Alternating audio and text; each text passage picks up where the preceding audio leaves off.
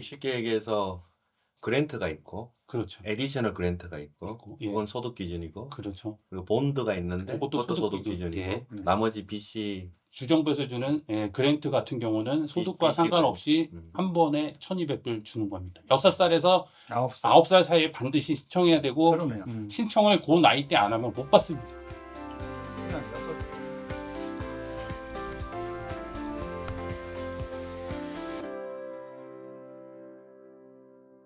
안녕하세요. 언제나 양질의 정보를 무료로 드리기 위해 최선을 다하는 김진영 회계법인의 윤인상입니다. 자녀들이 대학을 진학을 하게 되면은 뭐 누구나 최선을 다해서 뒷바라지를 하고 싶은 게 부모 마음인 것 같습니다.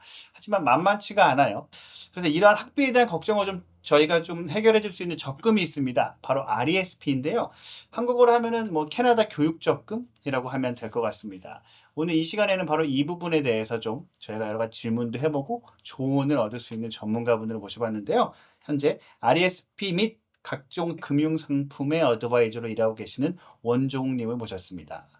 안녕하세요. 예, 안녕하세요. 네, 예. 안녕하세요.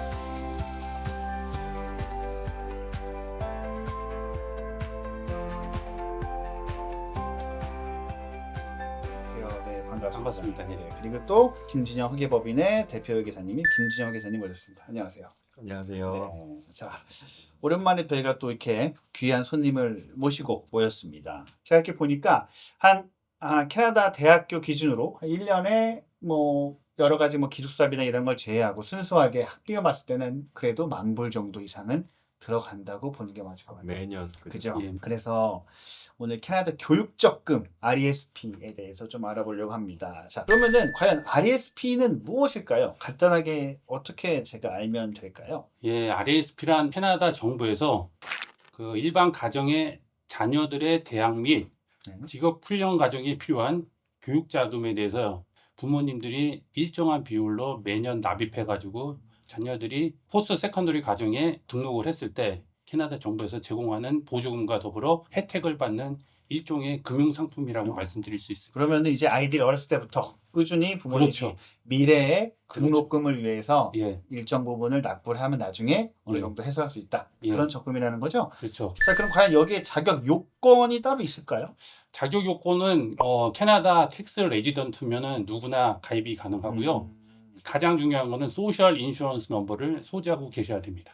자, 그럼 이 방법은 어떻게 개설하면 될까요? 캐나다 거의 대부분의 금융기관에서 오픈을 하실 수 있는데 일반적으로 RESP는 은행에서 오픈하시는 경우가 많습니다. 그렇지만 RESP를 다루는 그룹 플랜 딜러들이 있어요. 네. 근데 그룹 플랜 같은 경우에는 계약으로 묶여지기 때문에 그 계약을 잘 준수해야지 그렇지 않으면 페널티를 받기 때문에 이 상황을 정확하게 인지하셔야 됩니다. 제가 열심히 돈을 모았습니다. 돈을 계속 납부를 했어요. 예. 자, 이걸로 그럼 카바가 되는 학교들의 범위나 종류가 있나요? 카바가 되는 학교들의 범위나 종류는 따로 있는 게 아니고요. 네. 세컨더리 스쿨을 졸업하고 모든 포스트 그레이주에이트 교육기관 같으면은 풀타임으로 등록해야 된다는 그 규정이 있습니다.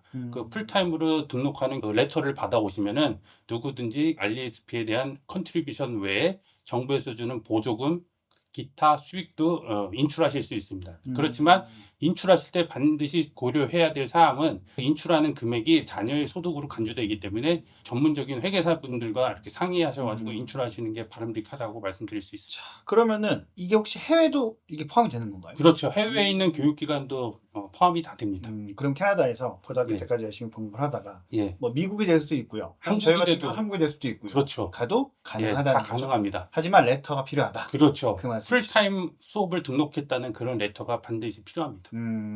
알겠습니다. 다른 교육 지출 비용들은 어떤 게 커버가 되나요? 기숙사비도 가능하고요. 네. 그 학교 교육 목적으로 사용되는 모든 금액은 가능합니다.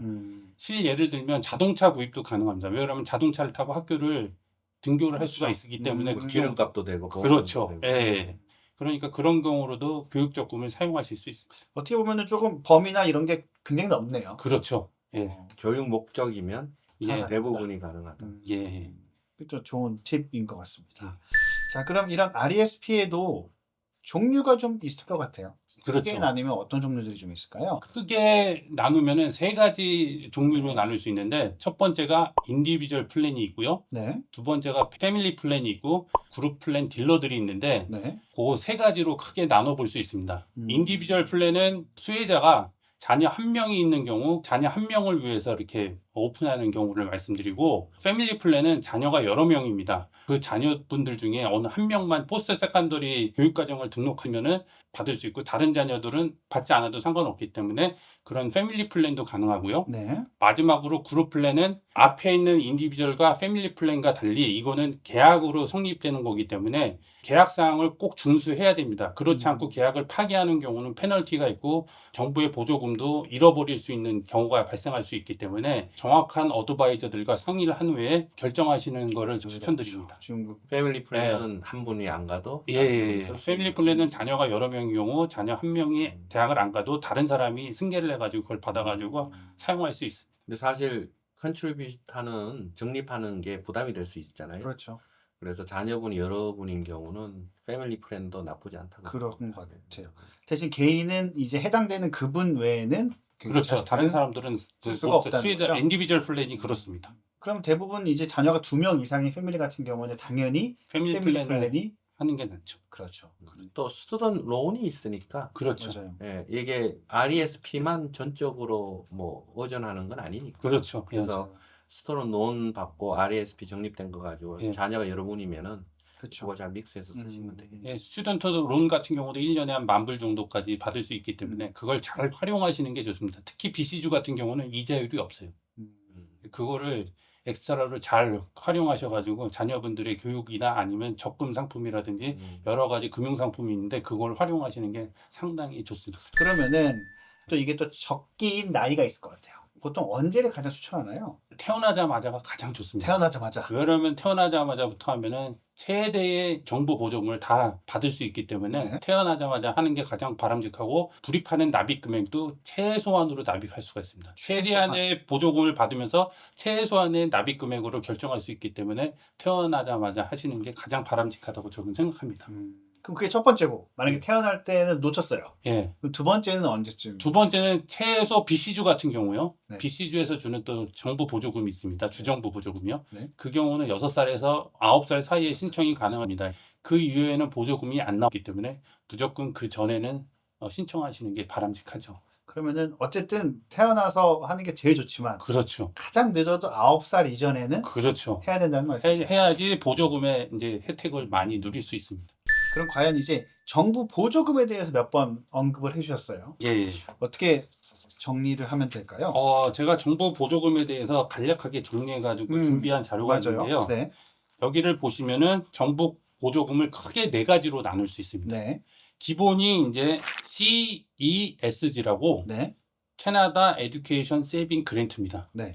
요거는 연간 최대로 받을 수 있는 금액이요. 500불이고요. 500불이요. 네. 평생 동안은 7,200불을 수령할 수 있습니다. 네. 반면에 17세 미만까지만 그 정부 보조금 혜택이 있습니다. 그리고 두 번째가 소득 구간에 따라서 받을 수 있는 그 보조금인데요. 요거를 ACESG Additional Canada Education 그러니까 Saving Grant라는 게 추가 있습니다. 교육 보조금이네요. 그렇죠. 이거는 부모의 소득에 따라 가지고 10%에서 20%를 더 받을 수가 있습니다. 그래서 아까 10%를 더 받을 수 있으면 500불에 10%면 50불이니까 550불 연간, 그리고 20%를 더 받을 수 있으면 600불까지 연간 받을 수 있습니다. 그리고 세 번째가 또 소득 구간에 따라서 CLB라고 캐나다 러닝 본드라는 게 있습니다. 이것도 연방에서 주는 건데 요거는 중위소득 정도만 돼도 오픈하면 500불, 그리고 매년 100불씩 해서 최대 2,000불까지 보조를 받을 수 있습니다. 그리고 마지막으로 각 주마다 주는 주정부 보조금이 있는데 저희가 이제 BC주에 거주하고 있으니까 BC주에서는 아까 말씀드렸듯이 캐나다 나이로 6살에서 9세 사이에 신청하시면 일시불로 1,200불까지 보조금을 제공하고 있습니다. 쉽게 얘기해서 그랜트가 있고 그렇죠. 에디셔널 그랜트가 있고 예. 그건 소득 기준이고 그렇죠. 그리고 본드가 있는데 그것도 그것도 소득 기준. 기준이고 예. 나머지 BC 주정부에서 주는 그랜트 같은 경우는 소득과 BC 상관없이 그랜트. 한 번에 1,200불 주는 겁니다. 6살에서 9살. 9살 사이에 반드시 신청해야 되고 그러네요. 신청을 그 나이 때 안 하면 못 받습니다. 일회성으로 1,200불 정도. 그렇죠. 그러니까 주마다 있다. 다 주는데 이제 BC주 같은 경우는 1,200불을 받을 수 있습니다. 네. 음. 몇 가지 사례를 하나 갖고 예. 오셨어요. 예. 자, 이거 보면서 저희가 한번 말씀을 좀 나누면은 좋을 것 같아요. 여기 봤더니 지금 이거는 지금 net family income은 보통 저희가 말하는 그냥 어떤 그 중위소득을 그렇죠. 말씀하시는 것 같아요. 예, 예. 네. 그리고 2024년생 기준인가요? 2024년 기준으로 지금 네. 제가 만들어 온 사례입니다. 네. 그러면은 요 기준으로 해가지고 신생아가 태어났다고 가정한 다음에 제가 이렇게 플랜을 짜왔는데 네. 17세 미만까지 네. 납입 금액은 37,024불을 납입을 하십니다. 네. 평생 납입할 수 있는 금액은 5만 불까지 가능하지만 정부의 그랜트를 최대한으로 받기 위해서 제가 플랜을 짰기 때문에 납입한 금액이 37,024불입니다. 월로 내면 한 180불 정도 낸다고 보시면 돼요. 네. 그러면 그랜트를 최대한 받을 수 있는 게 8,400불입니다. 음. 아까 제가 말씀드렸지만 7,200불이 평생 한도로 받을 수 있는 거 말씀드렸죠. 네. 거기가 1,200불이 주정부에서 주는 그랜트가 있습니다. 그거까지 더해가지고 8,400불을 받으시는 거고요. 제가 이제 이자율, 수익률을 4%로 잡아가지고 나온 수익이 22,246불입니다. 17년 동안. 토탈이 2041년이 네. 다 더하면은 65,670불이 됩니다. 음. 그래서 사실 원금 낸 금액보다는 그 수익이 적지만 그래도 이 정도면은 보수적으로 제가 안전하게 잡아가지고 진행을 해드린 겁니다. 근데 이제 보통 투자 지식 갖고 계신 분들은 펀드나 아니면 안전하게 이제 ETF 상품을 많이 하죠. 그런 분들 같은 경우는 한 6% 정도 투자 수익률이 나오면은 낸 컨트리뷰션 금액이랑 거의 비슷하다고 보시면 됩니다. 제가 처음에 들을 때 기억이 나는데 우리 애가 태어나니까 이 RESP 에이전트 하시는 분이 아예 찾아오셔서 이걸 권하셨어 처음부터. 예, 저는 그렇게 했고 캐나다에서는 레지스터드 플랜이 종류가 많잖아요. 그렇죠. RRSP도 있고 맞아요. TFS도 있고 FHSA도 있고 또 이것도 레지스터 플랜 중에 하나죠. 그렇죠. RESP. 네. 예. 예, 그리고 이렇게 그랜트를 주는 거는 RESP가 그렇죠. 유일하긴 유일하죠. 하죠. 예. 그렇죠. 예. 네. 그래서 내가 여윳돈이 있고 그 미래 애들 교육 목적으로 돈을 모아놓기를 원한다면은 RESP가 아주 좋은 툴이라고 생각합니다. 그렇죠. 예. 뭐 그리고 한 달에 적게 내시는 것 같은 경우는 뭐 100불 미만도 예. 가능하기 때문에 그렇죠. 그렇게 큰 부담이 아닐 수도 있을 것 같아요. 네, 차곡차곡 그렇죠. 모아놓으면 그렇죠. 나중에 분명히 목돈이 들 때를 대비해서. 근데 저는 이제 손님들한테 안내해 드릴 때 정부의 그랜트를 최대한 받을 수 있을 정도까지만 납입을 하시라고 안내를 해 드립니다. 보통 납입하는 금액의 최대 20%까지 정부 보조금이 나오니까 1년에 맥시멈으로 받을 수 있는 한도가 아까 말씀드렸듯이 500불인 경우에는 2,500불을 납입하시면 500불을 받으십니다. 그렇죠. 그렇지만 500불을 17년까지 이렇게 부으실 필요는 없어요. 왜 그러면은 15년만 부어도 평생 한도인 7,200불을 초과하기 때문에 어드바이저 분들이 그 소득 구간에 맞춰가지고 정확하게 진단을 내려가지고 정확하게 납입하실 수 있는 금액을 산정해 주시는 게 가장 중요합니다. 그거는 이제 그랜트인데 본드는 어떤가요? 그것도 15년, 16년 정도 보는데 보통 소득 구간에 따라서 이제 추가로 매년 100불씩 받을 수 있어요. 처음에 오픈했을 때는 500불까지 받는데 그게 이제 맥시멈으로 2,000불까지 받을 수 있기 때문에 그것도 2,000불을 다 수령하시려면은 16년 정도 이렇게 납입하시면 2,000불 수령이 가능합니다. 네. 근데 그런 거 자세한 거는 이제 어드바이저들이랑 얘기를 하셔가지고 과세 구간이랑 과표 구간이랑 이제 회계사님이랑도 상담하시고 저 경험은 그렇죠. 이게 좀 어려웠던 게 물론 제가 회계사긴 하지만 이런 걸 이제 매번 규정을 보지는 않으니까. 그렇죠. 예, 저도 계약을 한 게 젊었을 때 하게 되잖아요. 네, 그러다 그렇죠. 보니 그때는 더 관심 없을 때라. 그렇죠. 전혀 모르죠. 그때는 2,500불에 나누기 12에서 뭐 200 몇십 불을 무조건 하는 걸로 권해갖고 했고. 예. 근데 중간에 그걸 그만두셨어요? 그런 분들이 많습니다. 뭐 알고 싶어도 뭐 이렇게 연락 드릴 그러네요. 장소도 없어서 그렇죠. 제가 둘째가 대학 갈 때 되니까 그때 후덕후덕 막 레귤레이션 그렇죠. 찾아보고 했더니 회사도 막 바뀌어 있고 그래서 RESP를 계약을 하실 때는 그래도 롱텀으로 그렇죠. 그러네. 정보를 받을 수 있는 예. 중요한 팁 같아요. 예, 네. 또를 찾는 게 네. 맞네요. 이게 납입하시는 것도 중요하지만 나중에 받으실 때가 중요합니다. 그러네요. 자, 지금 이제 인출에 관련돼서 좀 말씀을 하셨는데요. 예. 자, 근데 학생 론을 신청할 때 예. 저희가 이제 뭐 부모님의 소득도 적고 그리고 중요한 게 RSP의 여부를 체크를 하게 돼 있단 말이에요. 예. 예. 그럼 혹시 RSP 여부와 학생 론이 관계가 있을까요? 관계가 없습니다. 없습니다. 다행히도 관계가 없고요. 가장 중요한 거는 가구 소득이 관계가 있습니다. 가구 소득. 론은. 네. 예, 론 웬만큼 그 하이 넷월스 가구가 아닌 경우에는 론을 신청하면 대부분 받을 수 있고요. 네. 그리고 자녀의 나이가 늦게 공부를 시작해가지고 뭐 25 그런 경우는 가구 소득과 상관없이 그 경우에는 인디펜던트이기 때문에 다 신청하면 다 받으실 수 있습니다. 그리고 가장 중요한 건 이자가 없기 때문에 BC주를 얘기하는 겁니다. 네. 이자가 없기 때문에 최대한으로 받으실 수 있을 만큼 그것도 어드바이저랑 상담을 해가지고 받으시면 제일 좋습니다. 거기도 그랜트가 있죠. 그렇죠. 네, 그래서 공짜 돈이 만 예, 불 공짜동 중에 예. 한 2,000불 정도는 예. 정부가 주는 예. 그랜트가 있습니다. 네. 그러니까 최대한으로 정부의 베네핏은 찾아가지고 받으시는 게 가장 좋습니다. 아는 것이 힘이네요. 그렇죠. 정말 잘 예. 찾아보고 하는 게 좋을 것 그렇죠. 같아요. 예. 자, 이제는 좀 회계사님이 좀 도와주셔야 될 것 같아요. 네네. 인출을 했을 때 세금을 내는 적금들이 있고 내지 않아도 되는 적금들이 있고 여러 가지가 있어요. 근데 이 RSP 같은 경우는 어떻게 될까요? RSP 같은 경우는 목적 자체가 교육 목적이죠. 그렇죠. 다들 TFSA, RRSP 이런 건 좀 잘 아실 건데 그게하고 또 비슷한 부분도 있고요. 네. 그런데 이제 처리 방법은 좀 틀리죠. 네. 거기서 수익금이 단연간 발생하는 부분, 그리고 정부한테 받은 그랜트하고 본드, 요거는 텍서블이에요, 찾을 때는. 그런데 누가 과세되느냐? 자녀가. 자녀가. 예. 네. 그러다 보니 그 원금은 당연히 세금 안 내고 찾는 거고요. 근데 그 과세가 자녀가 함으로 인해서 혜택이 있는데, 왜냐하면 자녀가 대학생일 때 찾는 거잖아요. 그렇죠. 그러다 보니 수입이 거의 없어요. 음. 있어봤자 파트타임 정도니까. 그렇죠. 근데 보통 기초공제가 15,000불 정도 되니까 매년 그 기초공제 미만이면 세금이 없잖아요. 네. 그래서 한 번에 찾지 말고 이제 어느 정도 계획을 세워서 음. 찾으면 그러면은 이제 15,000불 미만으로 과세되기 때문에 자녀분이 세금을 낼 상황이 아닐 확률이 굉장히 높습니다. 자녀들은 다른 소득이 없어서 그렇죠. 텍스 브래킷이 낮으니까. 그렇죠.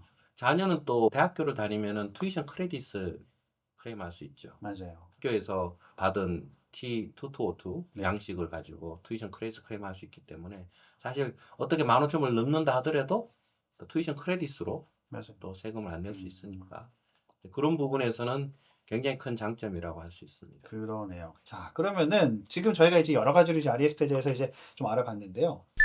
이게 적금을 중단시키고 인출을 하게 됐을 시 예. 페널티 같은 게 있을까요? 그 아까 그룹 플랜 딜러 같은 경우는 페널티가 있는데 네. 개인 인디비주얼 플랜이라든지 패밀리 플랜 같은 경우는 페널티가 따로 있진 않고요. 정부 보조금에 대한 혜택만 없는 겁니다. 자, 근데 대학을 이제 여러 가지 사정으로 인해서 아이가 그 나이에 안 가게 됐어요. 예. 이런 경우에는 어떻게 될까요? 지금 당장 대학을 안 가더라도요. 35세까지는 유효하게 사용할 수가 있습니다. 그렇기 때문에 나중에 35세 이전까지 포스트 세컨더리 교육기관에 등록을 하거나 보케이션 스쿨도 다 가능합니다. 직업학교. 그런 데 들어가면 그 그랜트를 사용하실 수가 있습니다. 왜냐하면 아직 19, 20이 굉장히 젊죠. 그렇죠. 나중에라도 학교 갈 수 있으니 그렇죠. 그걸 중간에 그렇게 예. 안 갈 걸로 어쌔을 하고 예. 그냥 캔슬을 해버리면은 그렇죠. 그러면 그랜트를 다 날리는 거죠. 다 그렇죠. 리페이를 해야 되니까 음. 그래서 원금에 대한 페널티도 있을 수도 있고요. 그렇죠. 그러니 35세까지는 예. 기다려보는 게 맞고 예. 그러고도 사용하지 못한 상황이 된다. 그러면 그 보조금 외에 컨트리뷰터, 나머지 금액을 네. RRSP로 돌립니다. 예, 예. 음. 부모 RRSP로 그렇죠. 트랜스퍼 가능하다고 음. 알고 있습니다. 정부 보조금은 안 됩니다. 대신에. 뭐 짧은 시간이었지만 예. 그래도 전체적으로 RSP가 어떤 거고 종류가 또 어떠한 것들이 있고 또 여기 관련된 세금 얘기도 아주 짧지만 간단하게 나눠봤어요. 이거를 또 저희가 분명히 보시는 분들이 뭐 여러 가지 또 어떤 궁금증이나 질문들이 생길 수 있어요. 예. 그러면은 저희 원종욱 님에게 개인적으로 또 연락하시면은 분명히 충분히 좋은 상담을 예. 받으실 수 있으실 것 같아요. 예, 여러 가지 금융 상품이 많으니까 그에 맞춰 가지고 제가 상담해 드리겠습니다. 네, 감사합니다. 예. 네, 감사합니다. 네.